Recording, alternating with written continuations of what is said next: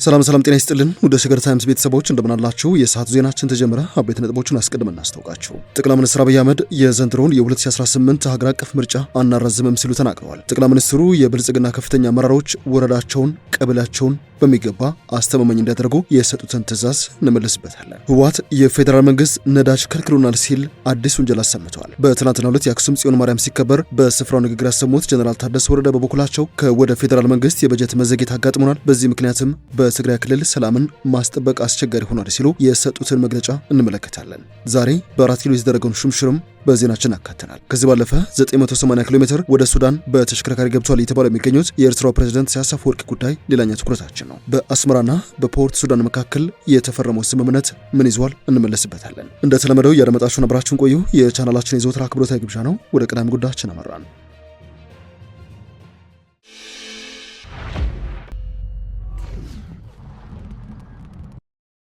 ጠቅላይ ሚኒስትር አብይ አህመድ የዘንድሮ የ2018 ሀገር አቀፍ ምርጫ አይራዘምም ሲሉ እያንዳንዱ የቀበሌና የዞን አስተዳዳሪ አካባቢውን አስተማማኝ እንዲያደርግ ትዕዛዝ አስተላልፈዋል። ጠቅላይ ሚኒስትሩ ለብልጽግና ፓርቲ ከፍተኛ አመራሮች በመደመር መንግስት እሳቤ ላይ በሰጡት ሰሞነኛ ስልጠና ላይ ነው ይህን ያሉት። በሀገሪቱ የተካሄዱ የሚገኙ ግጭቶችን የፖለቲካ ፓርቲዎች ተፈትንበት ያሉትን የፖለቲካ ምህዳር መጥበብ ተከትሎ ቀጣዩ ምርጫ ቢራዘም ከዚህ አስቀድመው ግጭቶች መቆማቸው ተረጋግጦ ብሔራዊ ምክክር ተደርጎ ፓርቲዎች በየትኛውም የሀገሪቱ አካባቢ ተዘዋውረው መፎካከር የሚያስችላቸው ሁኔታ ካልተፈጠረ ምርጫ መደረግ የለበትም ሲሉ የሞገቱ ፓርቲዎች ከዚህ በፊት ተሰምተዋል። የኦሮሞ ነጻነት ግንባር ኦነግና የኦሮሞ ፌዴራላዊ ኮንግረስ ኦፌኮ የተባሉት አንጋፋ ፓርቲዎች በእነዚህ መሰል አቋማቸው ከዚህ በፊት ይታወቃሉ። ከሰሞኑ መግለጫ ውስጥ የነበረው ህወሓትም ምንም እንኳን አሁንም ድረስ ህጋዊ ፖለቲካ ፓርቲነቱ በኢትዮጵያ ብሔራዊ ምርጫ ቦርድ የተሰረዘ ቢሆንም ምዕራብ ትግራይ ብሎ የሚጠራው ወልቃይት ካልተመለሰ፣ ተፈናቃዮች ወደ ቀያቸው ካልተመለሱና የአካባቢው ጸጥታ በህወሓት አሊያም በትግራይ ክልል ጊዜያዊ አስተዳደር አማካኝነት ቁጥጥር ውስጥ ካልገባ በትግራይ ምርጫ ማካሄድ አይታሰብም ሲል መዛቱ አይዘነጋም። ጠቅላይ ሚኒስትር አብይ አህመድ ግን የትኛውን ፈተና ቀጣዩን ምርጫ እንዲካሄድ ከማድረግ ሊከለክለው አይገባም ሲሉ ሞግተዋል። የምርጫ ምቹነት ሙሉ በሙሉ ማረጋገጥ አለብን ሲሉ ለፓርቲያቸው ከፍተኛ አመራሮች ያሳሰቡ ጠቅላይ ሚኒስትሩ ሰላም የለም ምርጫ ያስፈልግም የሚባለው ነገር ስርዓተ መንግስት ለማፍረስም ሆነ ለማዳከም እንደ ጅምር በጠቅላይ ሚኒስትሩ አገላለጽ እንደ ኢንትሪ ፖይንት የሚሰራ ነው የሚያገለግል ነው ሲሉ አስጠንቅቀዋል። ጠቅላይ ሚኒስትሩ እያንዳንዱ ወረዳ፣ ዞን፣ ክልል ራስን መፈተሽ አለብህ በማለትም ምርጫ ህጋዊ ለመሆን ዲሞክራሲ እንደዚሁም ለሁሉም ኃይሎች አስቻይ እንዲሆን መስራት ነው የሚገባም ብለዋል። የአዲስ አበባ ከተማ አስተዳደር ከንቲባ ወይዘሮ አዳነች አቤቤም ከሰሞኑ ለከተማ አስተዳደሩ አመራሮች ተመሳሳይ ትዕዛዝ ማውረዳቸውንም ሰምተናል።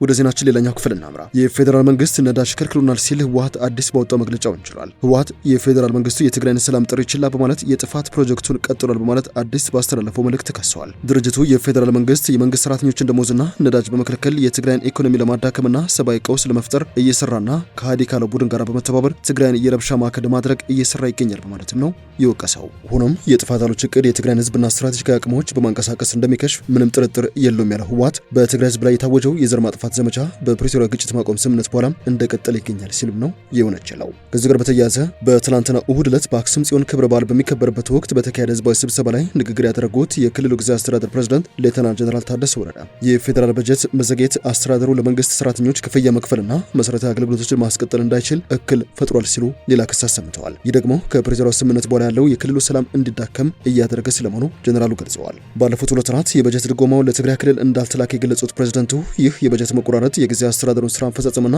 በሺዎች የሚቆጠሩ ደሞዝተኛ ሰራተኞችን ኑሮ እያናጋ ይገኛል ሲሉ ያስገነዘቡት ትግራይ የውስጥ ችግሮቿን በሰላም መንገድ ከመፍታት ውጪ ሌላ ምርጫ የላትም ያሉት ጀነራል ታደሰ ይሁን እንጂ የፋይናንስ እገዳዎችን በመባባስ የህዝቡን ስጋት ሊያባብሰው እንደሚችል ነው ያሳሰቡት። ፕሬዝዳንቱ ታደሰ ወረደ ጫና በደሞዝ አለመከፈል ብቻ የተወሰነ እንዳልሆኑ የገለጹ ሲሆን የገንዘብ ፍሰት እጥረት መባባሱ ባንኮች ገንዘብ በማውጣት ነዋሪዎች የራሳቸውን ገንዘብ እንዳያወጡ ወይንም እንዳይጠቀሙ መከልከላቸውንም አክለዋል። የትግራይ ጊዜያዊ አስተዳደር ያለውን ሰላም ለመጠቀም የሚያደርገውን ጥረት እንደሚያጠናክር የገለጹት ጀነራሉ ይሁን እንጂ አስተማማኝ የሆነ ዘላቂ ሰላም ለማረጋገጥ የፌዴራል ድጋፍ እንደሚፈልግ አስምረውበታል።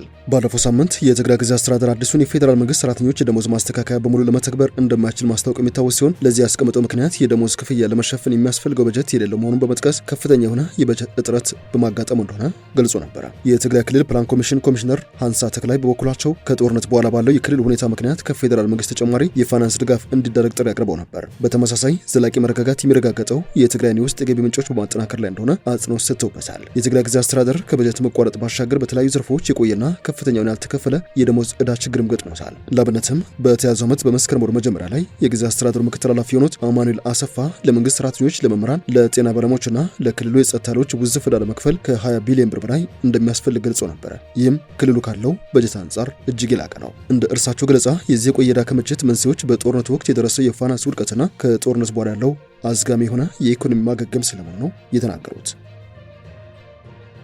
የሰዓቱ ዜናችን እንደቀጠለ ይገኛል። በዛሬው ዕለት በ4 ኪሎ አንድ ጥብቅ ሹምሽር ተደርገዋል። አምባሳደር በትረ መንግስቱ የጠቅላይ ሚኒስትሩ ጽህፈት ቤት ኃላፊ ሚኒስትር ዴኤታ ሆነው መሾማቸው የተገለጸው የጠቅላይ ሚኒስትሩ ጽህፈት ቤት በማህበራዊ ትስስር ገጹ ላይ ባሰፈሩ መረጃ አምባሳደር በትረ የጠቅላይ ሚኒስትር ጽህፈት ቤት ኃላፊ ሚኒስትር ዴኤታ ሆነው መሾማቸውን አረጋግጠዋል። ጠቅላይ ሚኒስትሩ ከህዳር 3 ቀን 2018 ጀምሮ ወጣቱ አምባሳደር በትረ መንግስቱን የጠቅላይ ሚኒስትር ጽህፈት ቤት ኃላፊ ሚኒስትር ዴኤታ አድርገው መሾማቸውን ጽህፈት ቤቱ አስታውቋል። ይህ የጠቅላይ ሚኒስትር አብይ ጽህፈት ቤት በወይዘሮ ዓለምፀሐይ ጳውሎስ አማካኝነት የሚመራ ስለመሆኑ ይታወቃል። ወደ ሌላኛው ጉዳያችን አመራን።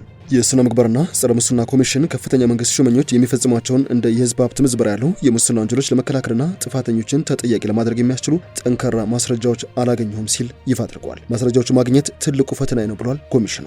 አንዳንድ ከፍተኛ ኃላፊዎች የመንግስትን ፖሊሲና አሰራር በማዛባት የህግ የበላይነትና የኢኮኖሚ መረጋጋትን ለመፍጠር የሚደረጉ ጥረቶችን እያሰናከሉ ስለመሆኑ የህግ ባለሙያዎች በተደጋጋሚ ቢያነሱም የተጠረጠሩትን ባለስልጣናት ፍርድ ቤት ለማቅረብ የሚያስችል ማስረጃ ግን ማግኘት አስቸጋሪ ነው ባይ ነው። በኮሚሽኑ የሙስና መረጃዎች አስተዳደር መሪ ስራ አስፈጻሚ መስፍን ብላይነህ በተቋማት አመራሮች አማካኝነት የሚፈጸሙ ወንጀሎችን ለመከላከልና ጥፋት ፈጻሚዎችን ለማስቀጣት ከወሬ የዘለለ የሰውና የሰነድ ማስረጃዎችን ማግኘት አስቸጋሪ ነው ብለዋል። ተጨባጭ መረጃ ሳይገኝ ደግሞ አንድን ግለሰብ የህግ ተጠያቂ ማድረግ አይቻልም ሲሉ መናገራቸውን የሀገር ውስጥ የዜና ምንጮች ዘግበዋል። ሙስና በፈጻሚዎች ስልጣንና ኃላፊነት እንደዚሁም በአይነቱ 4 ደረጃዎች አሉት በማለት ያብራሩት አቶ መስፍን በከፍተኛ ሹማምንት የሚፈጸመውን መጠነ ሰፊ፣ በታችኛው መዋቅር ሹመኞች የሚፈጸመውን ጥቃቅን፣ በፖለቲካ ውሳኔ የሚፈጸመውን የፖለቲካ ህጋዊ መንገድን በተከተለ የህግ ክፍተት የሚፈጸመውን ስርዓታዊ በማለት ከፋፍሎ አቅርበውታል። ስራ አስፈጻሚው በመጨረሻም እስካሁን ለፈጸመው የህዝብና የመንግስት ንብረት ምዝበራ፣ ሙስና ወንጀል ማስረጃ ተገኝቶበት በህግ ተጠያቂ ያልሆነ የመንግስት ኃላፊ የለም ባይ ናቸው።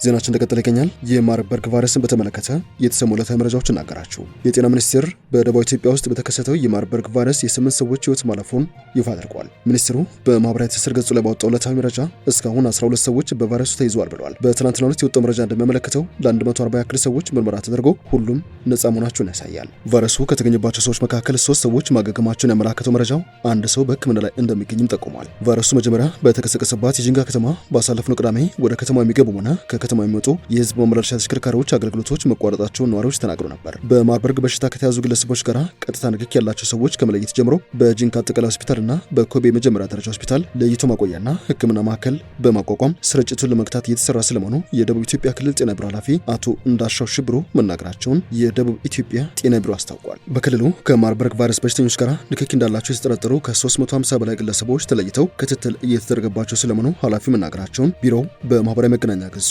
በአሰራጨው መረጃ አመላክተዋል።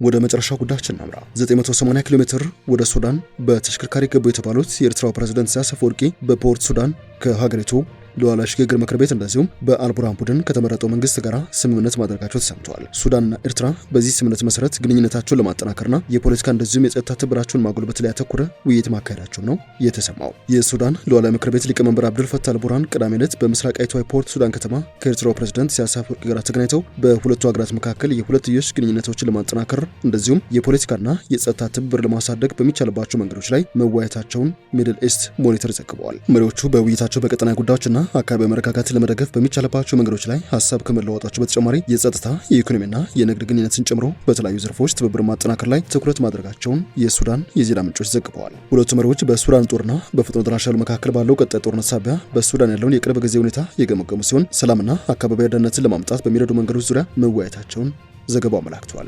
በዚህ ወቅት አልቡርሃን ሱዳን ከኤርትራ ጋር ያላትን ስትራቴጂካዊ ግንኙነት ለማሳደግና ያላትን ቁርጠኝነት አጽንኦት ሰጥተው አስመራ የሱዳን አንድነት መረጋጋት አስመልክቶ ለምታደርገው ድጋፍ አድናቆት ችረዋል። በመካከልም መንግስታቸው በሁሉም ዘርፎች ከኤርትራ ጋር ትብብሩ ለመቀጠል ቁርጠኛ ስለመሆኑ አጽንኦት ሰጥተዋል። አልቡርሃን በተጨማሪም የሁለቱንም ህዝቦች ጥቅም የሚያስጠብቅና ቀጠናዊ አንድነትን የሚያጠናክር የላቀ ትብብር እንደሚኖር ያላቸውን ተስፋም ገልጸዋል። የኤርትራው ፕሬዝዳንት ኢሳያስ አፈወርቂ የማያናወጥ የኤርትራ መር ነው ሲሉ ለሱዳን ብሔራዊ ጦር አዛዥ ጀነራል አልቡርሃን ኃይል የሚሰጡት ድጋፍ በፈጥኖ ደራሽ ኃይሎች ዘንድ ጣልቃ ገብነት ተብሎ የሚፈረጅ ነው። በዚህም ሳቢያ በጀነራል ሐምዳን ዳጋሎ ወይንም ሄሜቲ የሚመራው የሱዳን ፈጥኖ ደራሽ ጦር ኤርትራና ግብጽ እንደሚበቀል ከወራት በፊት ያስታወቀ ሲሆን ኤርትራን ጨምሮ ከጎረቤት ሀገራት የሚነሱ አውሮፕላኖችን አጠቃለው ሲል በተደጋጋሚ ማስጠንቀቂያ ማውጣቱ የሚታወስ ነው። በዚህ መሃል ከሰሞኑ ፖርት ሱዳን የነበሩት ፕሬዝዳንቱ ከአስመራ ያደረጉት ጉዞ በአውሮፕላን ሳይሆን በመኪና ነው የሚሉ ሪፖርቶች እየወጡ ይገኛሉ። ይህ ማለት የ13 ሰዓት ከ46 ደቂቃ የመኪና ጉዞ ሲሆን 980 ኪሎ ሜትሮችን የኤርትራው ፕሬዝዳንትና ልዑካን ቡድናቸው በመኪና ብቻ ለመጓዝ ተገደዋል እንደማለት ነው። ይህ ዜና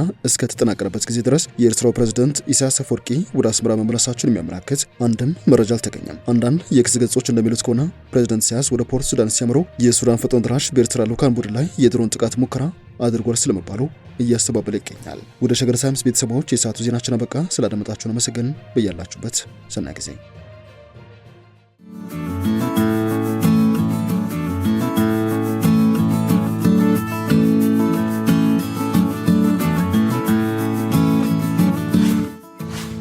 ሸገር ታይምስ ሚዲያን ሰብስክራይብ በማድረግና ደወሉን በመጫን ይከተሉን።